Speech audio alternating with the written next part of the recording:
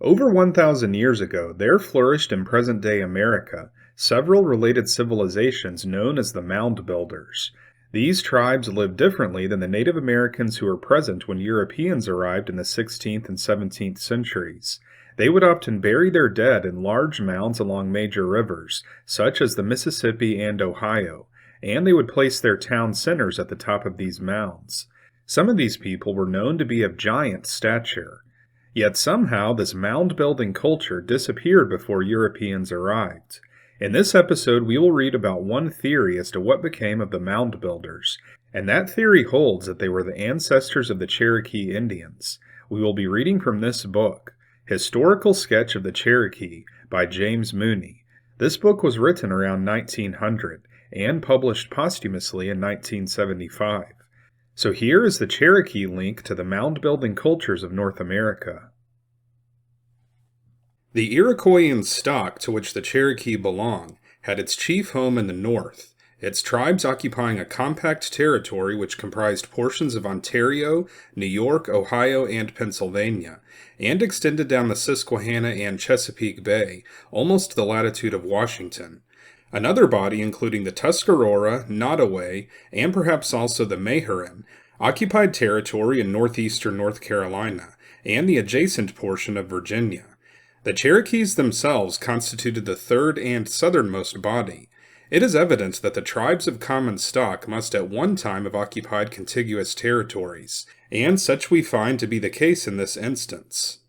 The Tuscarora and Meherrin, and presumably also the Nottoway, are known to have come from the north, while traditional and historical evidence concur in assigning to the Cherokee as their early home the region about the headwaters of the Ohio, immediately to the southment of their kinsmen, but bitter enemies, the Iroquois. The theory which brings the Cherokee from northern Iowa and the Iroquois from Manitoba is unworthy of serious consideration. The most ancient tradition concerning the Cherokee appears to be the Delaware tradition of the expulsion of the Talagawi from the north, as first noted by the missionary Heckewelder in 1819, and published more fully by Brenton in the Walam Olum in 1885. According to the first accounts, the Delawares advancing from the west found their further progress opposed by a powerful tribe called Allegewi or Talagawi, occupying the country upon a river which Heckewelder thinks identical with the Mississippi, but which the sequel shows was more probably the upper Ohio.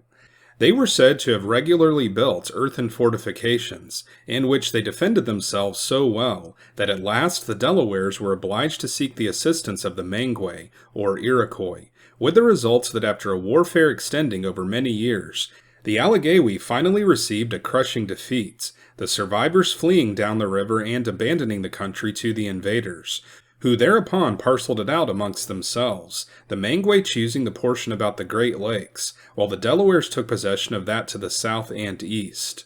The missionary adds that the Allegheny and Ohio River was still called by the Delawares the Allegewi Sipu, or River of the Allegewi. This would seem to indicate it as the true river of the tradition. He speaks also of remarkable earthworks seen by him in 1789 in the neighborhood of Lake Erie, which were said by the Indians to have been built by the extirpated tribe as defensive fortifications in the course of this war. Near two of these in the vicinity of Sandusky, he was shown mounds under which it is said some hundreds of the slain Talagawi were buried. As is usual in such traditions, the Allegewi were said to have been of giant stature, far exceeding their conquerors in size. In the Walam Olum, which is, it is asserted, a metrical translation of an ancient hieroglyphic bark record discovered in 1820, the main tradition is given in practically the same way, with an appendix which follows the fortunes of the defeated tribe up to the beginning of the historic period, thus completing the chain of evidence. In the Walam Olum also we find the Delawares advancing from the west or northwest, until they come to Fish River, the same which Heckewelder makes the Mississippi. On the other side, we are told the Talagawi possessed the east. The Delaware chief desired the eastern lands, and some of his people go on but are killed by the Talagawi. The Delawares decide upon war, and call in the help of their northern friends, the Talamatan, i.e. the Wyandot and other Iroquoian tribes. A war ensues which continues through the terms of 4 consecutive chiefs, when victory declares for the invaders, and all the Talaga go south. The country is then divided, the Talamatan taking the northern portion, while the Delawares stay south of the lakes. The chronicle proceeds to tell how after 11 more chiefs have ruled, Nanticoke and Shawano separate from the parent tribe and remove to the south. 6 other chiefs follow in succession, until we come to the 7th, who went to the Talaga Mountains. By this time, the Delawares have reached the ocean. Other chiefs succeed, after whom the Easterners and the Wolves, probably the Mohican and Wappinger and the Munsee, move off to the northeast. At last, after 6 more chiefs, the whites came on the eastern sea, by which is probably meant the landing of the Dutch on Manhattan in 1609. We may consider this a tally date, approximating the beginning of the 17th century. 2 more chiefs rule, and of the second we are told that he fought at the south. He fought in the land of the Talaga and Coweta. And again, the 4th chief, after the coming of the whites, went to the Talaga. We have thus a traditional record of a war of conquest, carried on against the Talagawi by 4 successive chiefs, and a succession of about 25 chiefs between the final expulsion of that tribe and the appearance of the whites, in which interval the Nanticoke, Shawano, Mohican, and Munsee branched off from the parent tribe of the Delawares. Without venturing to entangle ourselves in the devious maze of Indian chronology, it is sufficient to note that all this implies a very long period of time, so long in fact that during it several new tribes, each of which in time developed a distinct dialect, branch off from the main Lenape stem. It is distinctly stated that all the Talaga went south after their final defeat, and later from references we find that they took refuge in the mountain country, in the neighborhood of the Coweta, or the Creeks, and that Delaware war parties were still making raids upon both these tribes, long after the first appearance of the whites. Although at first glance it might be thought that the name Talagawi is but a corruption of Tuslagi, a closer study leads to the opinion that it is a true Delaware word, in all probability connected with Wallow or Wallach, signifying a cave or hole, whence we find in the Walam Olum the word Allegunuk, rendered as the place of the caves.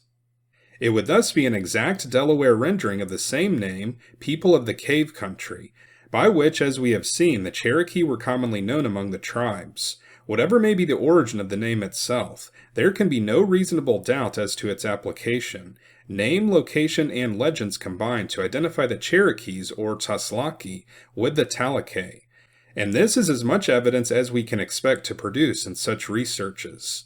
The Wyandot confirmed the Delaware story and fixed the identification of the expelled tribe.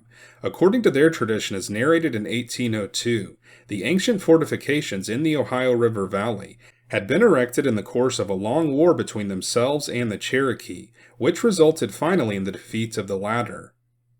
The traditions of the Cherokee, as far as they have been preserved, supplement and corroborate those of the northern tribes, thus bringing the story down to their final settlements upon the headwaters of the Tennessee and the rich valleys of the southern Alleghenies.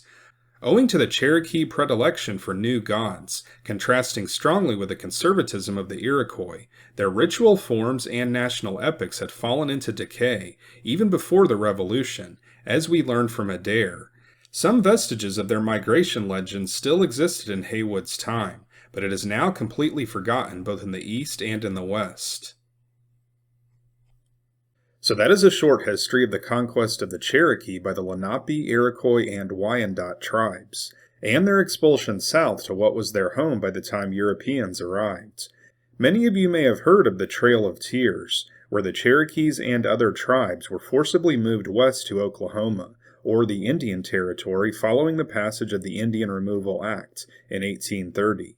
This Trail of Tears is well known. However, I have not been able to find nearly as much information on the Trail of Tears for the Cherokees that we just read about, after they were conquered by the Delawares and others. They left their mounds and fled south to western North Carolina and nearby areas in Tennessee, Georgia, and Alabama.